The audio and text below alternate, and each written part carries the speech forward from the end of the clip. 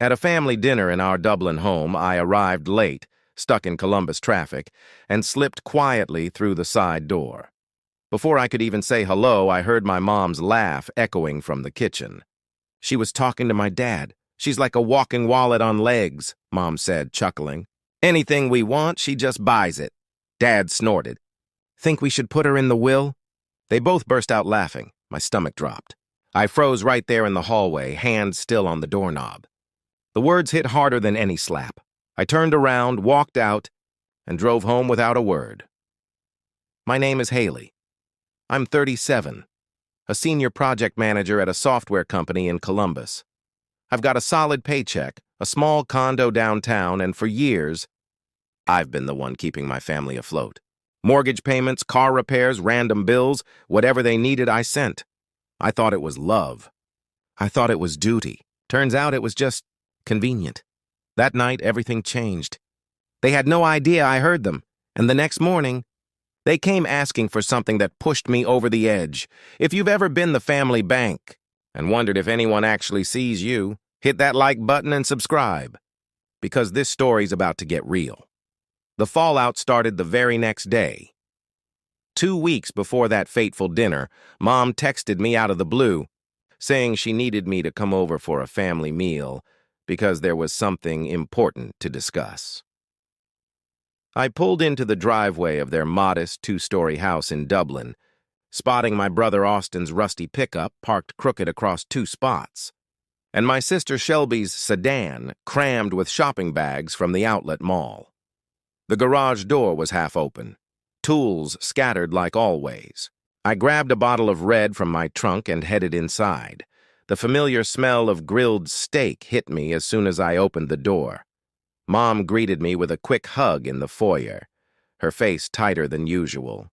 "You're here, good. Everyone's in the dining room." She took the wine and hurried back to the kitchen. Dad was already at the table, flipping through his phone, worn out in his old flannel shirt. Austin lounged on one side, feet up on a chair, scrolling memes. Shelby sat across from him, snapping selfies with her plate.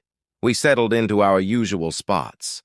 Parents at the heads, me on the left, Austin and Shelby opposite. Mom brought out the roast, my favorite, sliced thick with potatoes on the side. Conversation stayed light at first. The weather turning cooler. Austin's latest shift at the coffee shop. Shelby complaining about her salon job drying up. But I caught Mom and Dad trading glances every few minutes, like they were waiting for the right moment. Finally, Dad set his fork down and cleared his throat. "Kids, your mom and I have to talk about something serious." Mom reached for his hand. "I lost my warehouse supervisor gig last month. Company downsized the whole department." He paused, rubbing his temple. "And Mom's doctor told her to cut back hours at the elementary school. High blood pressure's acting up." The room went quiet. Shelby stopped mid-bite. Austin put his phone face down. I leaned forward. "How bad is it?" Dad sighed. "We're behind on the mortgage already. Utilities piling up. If we don't catch up soon, the bank starts sending notices." All eyes shifted to me.